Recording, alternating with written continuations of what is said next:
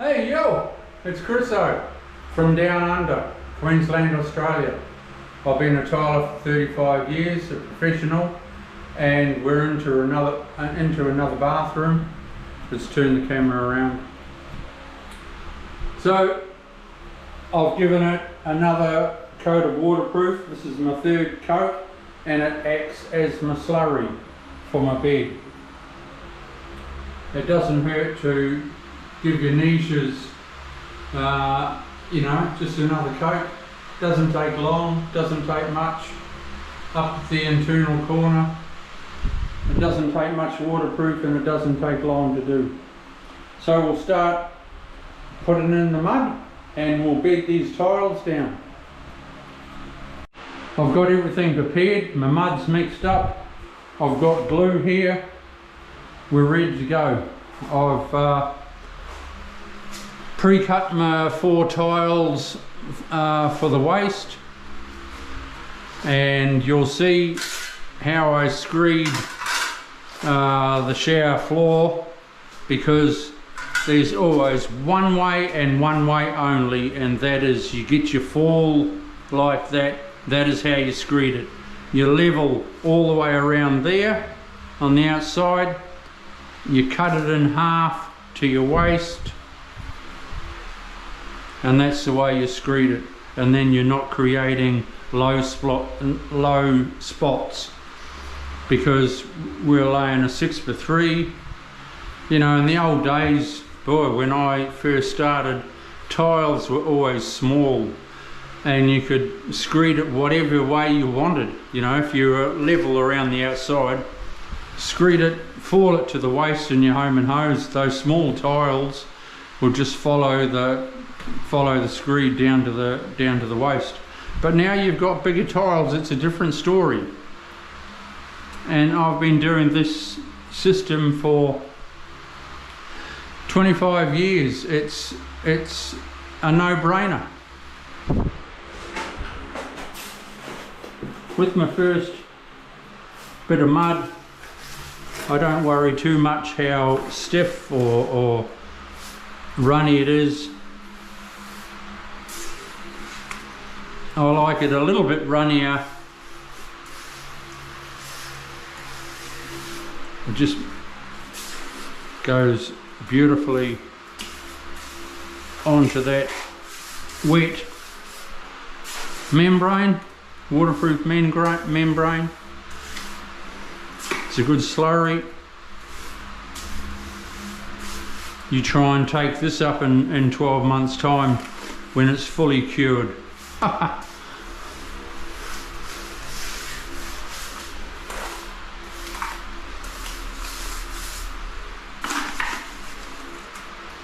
Always block off your pipe. You never know when you're going to get foreign stuff down there, and there's nothing worse than a blocked drain.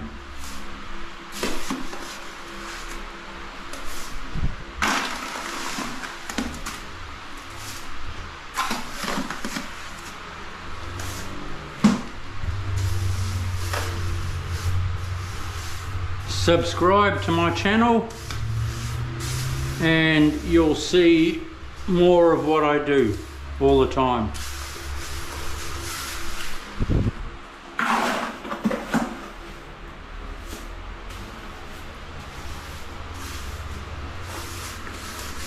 Today I'll have the floor laid,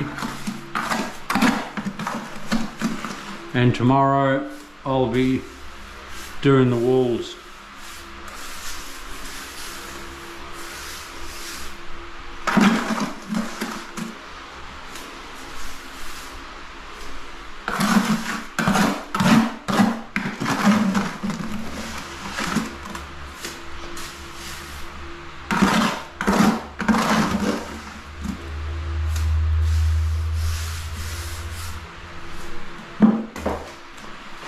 Today I'm having to mix up.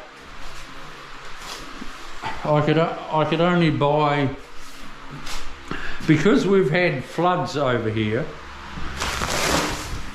the people that make my mud which is the sand and cement mixed together, it's a beautiful mix. We've had serious floods over here in Queensland, and the makers of my bedding sand have been washed out temporarily, and all I can get at the moment is my plain sand and my cement. So I just, you know, no biggie, life goes on. Instead of mixing with water my pre-mixed stuff, it's just a little bit different.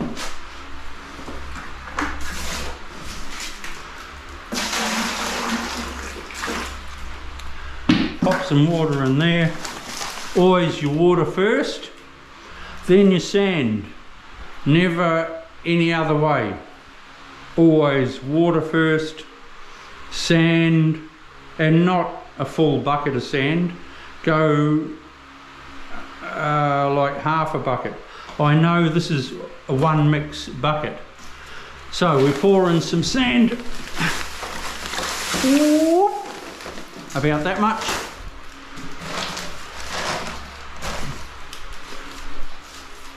Mix it up.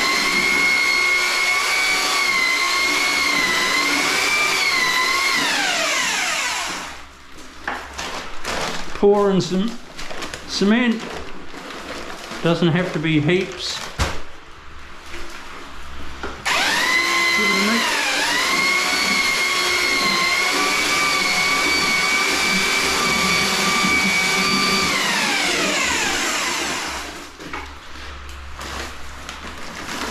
And then my last bit of sand.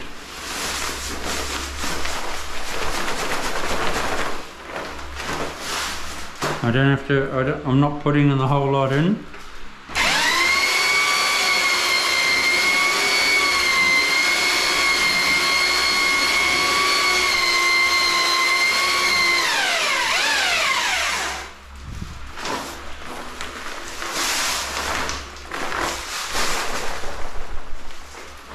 Ushka! I've got the fan going, blowing a bit of cool air in because it's a bit warm today.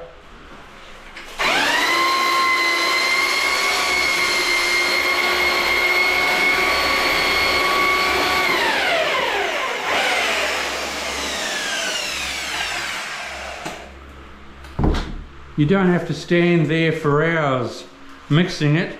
The more you mix it, the wetter it'll get. So you're out after a fairly drier mix.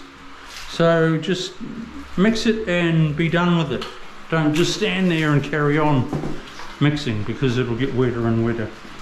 But if you have got it too wet, dry it out with a bit more sand, a bit more cement. Easy.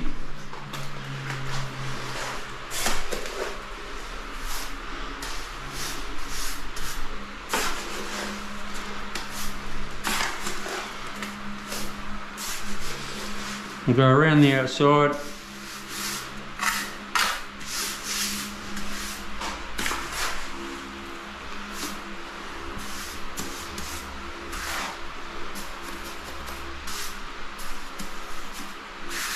Like so.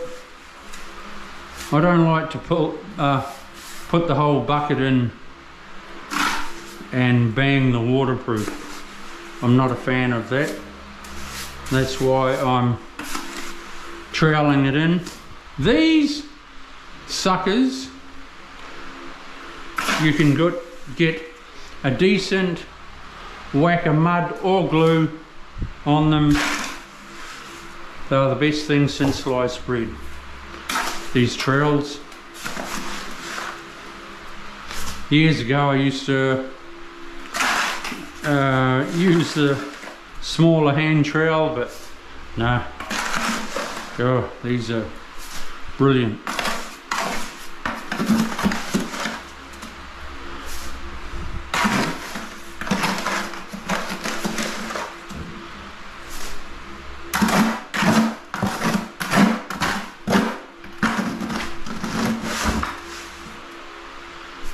Especially when you're doing floors You know, you just big wads of glue. That's good.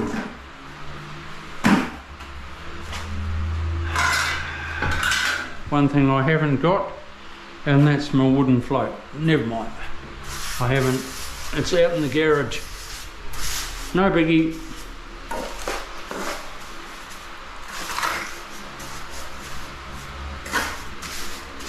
Right, so I'm going to be aiming for about 6 mil below my tile, below my aluminium.